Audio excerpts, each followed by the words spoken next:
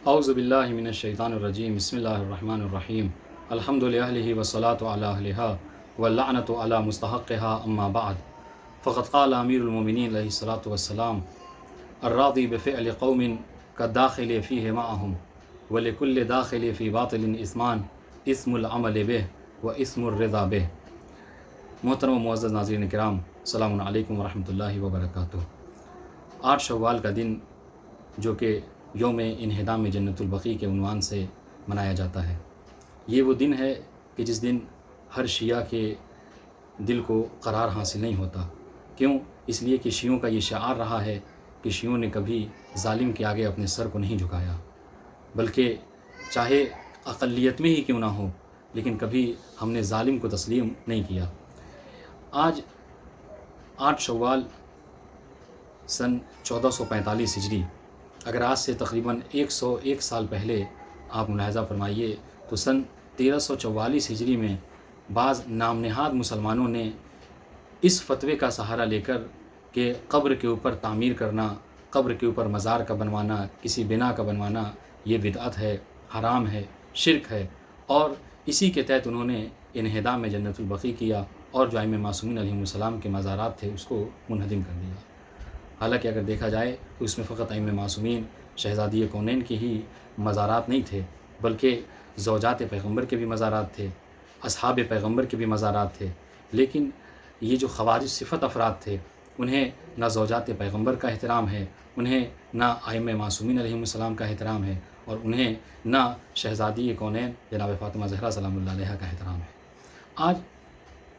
یہی صدائے احتجاج جو ہم بلند کر رہے ہیں، اس میں ہماری بھی ایک چھوٹی سی کوشش یہ ہوگی کہ ہم اس بات کو ثابت کریں کہ جس فتوے کا سہارا لے کر یا جس چیز کا سہارا لے کر اس واقعے کو شریعت کا رخ دیا گیا اور کہا گیا کہ یہ عین اسلام ہے، یہ عین شریعت ہے کہ مزارات کو ڈھا دیا جائے، وہ قابل احترام نہیں ہے۔ ہم یہ سمجھتے ہیں کہ آج مسلمانوں پر اس بات کو ثابت کرنا ضروری ہے کہ جن فتووں کا سہارا لے کر آپ نے قبروں کو منہدم کیا تھا، آپ کا یہ فعل خلاف قرآن مجید بھی ہے، خلاف سنت پیغمبر بھی ہے، خلاف عقل و اجماع بھی ہے۔ لہذا ہماری یہ کوشش رہے گی کہ ہم اس بات کو ثابت کریں کہ احترام قبر کرنا، قبر کے اوپر تعمیر کا بنوانا، یہ عین سنت پیغمبر بھی ہے اور عین حکم قرآن مجید بھی ہے۔ جہاں تک قرآن مجید کا سوال ہے تو آپ یاد رکھیں کہ ہم نے سورہ کہف کی آیت نمبر 21 میں یہ پڑھا ہے کہ جب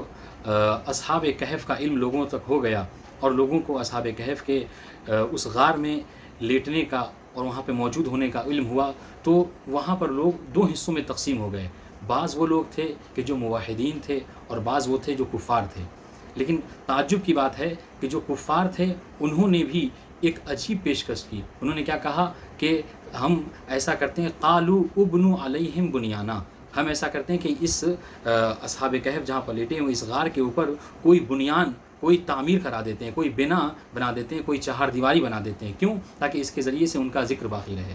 ادھر دوسری طرف جو موحدین تھے کہ جو کثرت میں تھے، انہوں نے کہا لنتخذن علیہم مسجدا، کہ ہم یہاں پر مسجد بنوائیں گے، یہاں پر مسجد تعمیر کرائیں گے تاکہ ان کے ذریعے سے ان کا ذکر باقی رہے۔ یعنی سوچنے والی بات ہے۔ آپ دیکھیں کہ لوگ سوال کرتے ہیں کہ کہاں قرآن مجید سے قبروں کے اوپر کسی چیز کا تعمیر کرانا ثابت ہے۔ آپ دیکھیے کہ قرآن مجید نے دونوں قول کو باقاعدہ طور پر نقل کیا، کفار کے قول کو بھی اور موحدین کے قول کو بھی، اور بنا کسی تنقید کے قرآن مجید کا یہ نقل کر دینا اس بات کی دلیل ہے کہ قبر کے اوپر ہم تعمیر کر سکتے ہیں، چاہے وہ چہار دیواری کی شکل میں ہو یا پھر مسجد ہی کی شکل میں کیوں نہ ہو۔ دوسری بات کہ ان کا یہ عمل فقط ایسا نہیں کہ قرآن مجید کے خلاف تھا، نہیں، بلکہ یہ خلاف سنت پیغمبر، خلاف حدیث پیغمبر بھی ہے۔ کیوں؟ اس لیے کہ سید نور الدین سمہودی شافعی یہ اپنی کتاب وفاء الوفا میں تحریر فرماتے ہیں کہ قبرستان بقیع میں، یوں تو بقیع کا قبرستان وہاں پر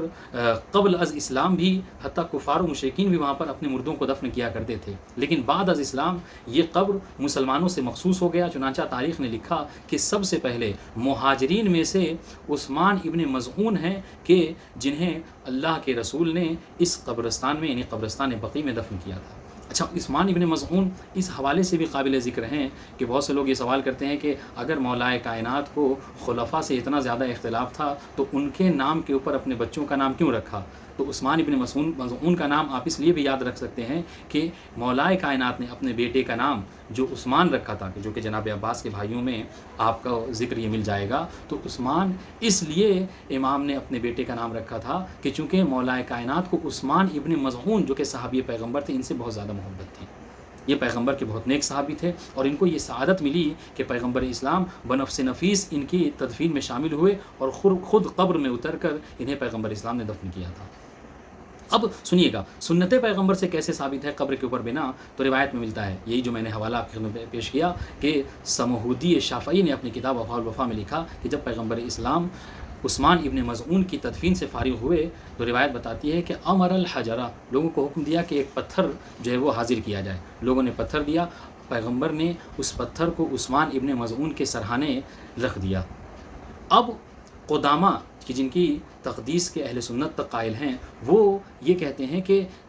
جب طوفان آیا اور قبرستان بقیع میں سب کچھ اجڑ گیا، سب کچھ ختم ہو گیا، تو ہم نے اس پتھر کے ذریعے سے کہ جو پیغمبر نے تدفین کے بعد عثمان ابن مظعون کی قبر پر رکھا تھا، اس پتھر کو جب دیکھا تب ہمیں یہ پتہ چلا کہ یہ قبر عثمان ابن مظعون کی قبر ہے. معلوم یہ ہوا کہ سنت پیغمبر سے یہ بات ثابت ہے کہ قبروں کے اوپر اگر بنا رکھی جائے تو اس سے مردے کا ذکر باقی رہتا ہے، اس سے مردے کی معرفت، مردے کی معرفی ہوتی ہے کہ مردہ کہاں پر دفن کیا گیا ہے. تو ظاہر ہے کہ جب ایک چھوٹا سا پتھر مردے کے ذکر کو باقی رکھ سکتا ہے اور صحابی پیغمبر کی قبر کے اوپر جب پیغمبر پتھر رکھ سکتے ہیں، تو اگر ہم آل پیغمبر کی قبر کے اوپر بنا قرار دے دیں، کوئی چہار دیواری بنا دیں، حرم بنا دیں، تو اس سے تو ان کا ذکر زیادہ دیر تک باقی رہے گا. تو پھر یہ کیسے خلاف سنت پیغمبر ہو سکتا ہے؟ معلوم یہ ہوا انہدام جنت البقیع کا جو حکم تھا یا جو فعل تھا یہ خلاف قرآن بھی ہے اور خلاف سنت پیغمبر اسلام بھی ہے. اس کے علاوہ جو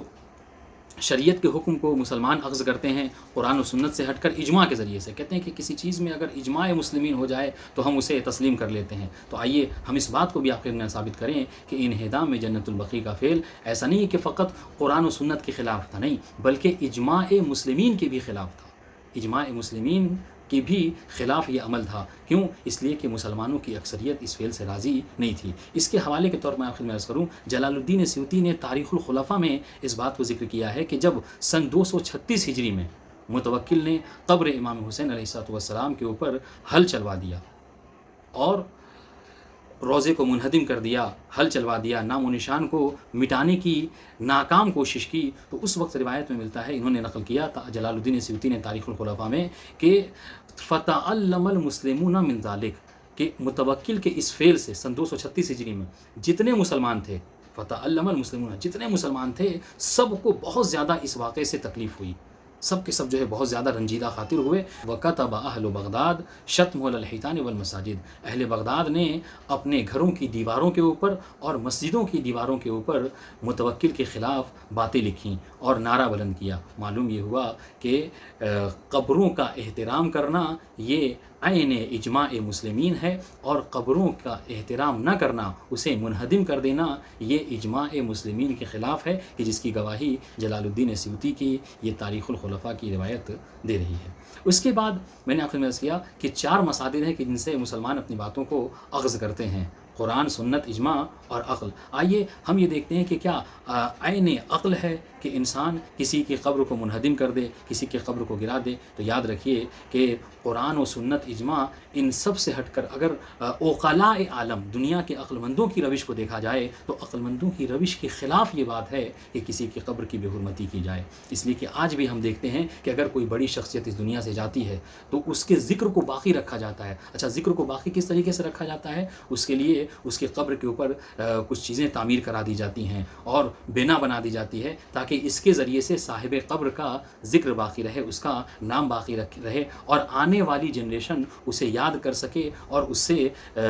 استفادہ کر سکے، اس سے نصیحت حاصل کر سکے. تو کیا زوجات پیغمبر ہوں یا اصحاب پیغمبر ہوں یا خود ائمہ معصومین جو آل پیغمبر ہیں، کیا وہ اس لائق نہ تھے کہ مسلمان ان سے نصیحت حاصل کریں، ان سے عبرت حاصل کریں؟ قرآن نے تو انہیں آئیڈیل بنایا ہے، قرآن نے تو انہیں ہمارے لیے نمونِ عمل بنایا ہے، پیغمبر اسلام نے جگہ جگہ اپنے اہل بیت کی معرفی کرائی ہے اور لوگوں کو ان کے ساتھ احسان کرنے کی دعوت دی، پھر کیوں مسلمانوں نے ان کے قبروں کو منہدم کیا؟ تو میں اپنی خدمت کروں کہ عقل کے خلاف بھی انہدام جنت البقیع کا فعل ہے۔ اس کی دلیل کیا ہے؟ اس کی دلیل یہ ہے کہ مولانا عبدالرزاق نے اپنی کتاب انوار غیبیہ میں ایک عجیب بات لکھی کہ وہ یہ کہتے ہیں کہ جس طریقے سے انسان کی زندگی میں اس کے جسم کا احترام ہوتا ہے، اسی طریقے سے مرنے کے بعد انسان کے قبر کا احترام ہوتا ہے۔ بس وہ یہ بیان فرماتے ہیں کہ اگر کوئی شخص کسی کے مرنے کے بعد اس کی قبر کی بے حرمتی کرتا ہے تو گویا ایسے ہی ہے کہ کسی نے اس کی حیات میں اس کے جسم کے ساتھ بے حرمتی کی ہے، اور جس طریقے سے انسان کی حیات میں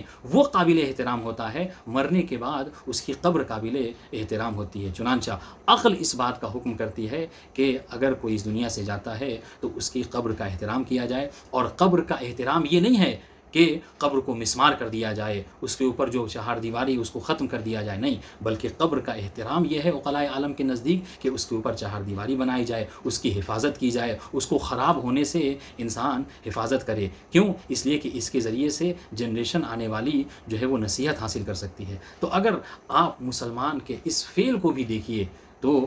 یہ بات ثابت ہو جاتی ہے کہ انہدام جنت البقیع کا جو فعل ہے یہ قرآن مجید کے بھی خلاف ہے، سنت و حدیث پیغمبر کے بھی خلاف ہے، اور اجماع مسلمین کے بھی خلاف ہے، اور عقل کے حکم کے بھی خلاف ہے۔ پھر ایک سوال یہ کہ جب یہ ساری باتیں قرآن و حدیث میں موجود ہیں، اجماع مسلمین میں موجود ہیں، عقل بھی اس بات کا حکم لگاتی ہے، تو پھر آخر کیا بات ہے کہ بعض نام نہاد مسلمانوں نے اہل بیت پیغمبر کی قبروں کو منہدم کیا اور ان کی بے حرمتی کی؟ تو اس کے لیے شاعر نے بہت اچھا شعر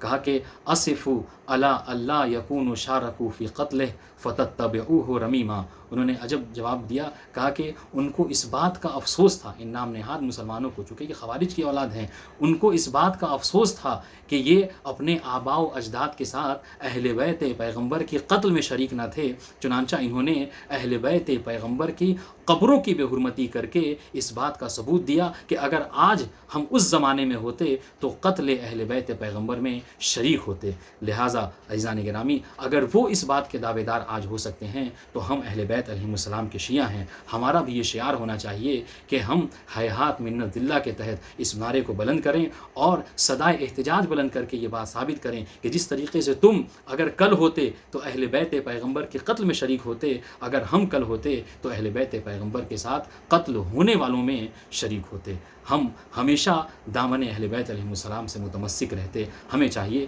کہ ہم 8 شوال کو انہدام جنت البقیع کے حوالے سے لوگوں میں یہی پیغام پہنچائیں اور ظالم کے ظلم کے خلاف کبھی خاموش نہ رہیں۔ پروردگار عالم کی بارگاہ میں دعا ہے کہ معبود محمد و آل محمد کے صدقے میں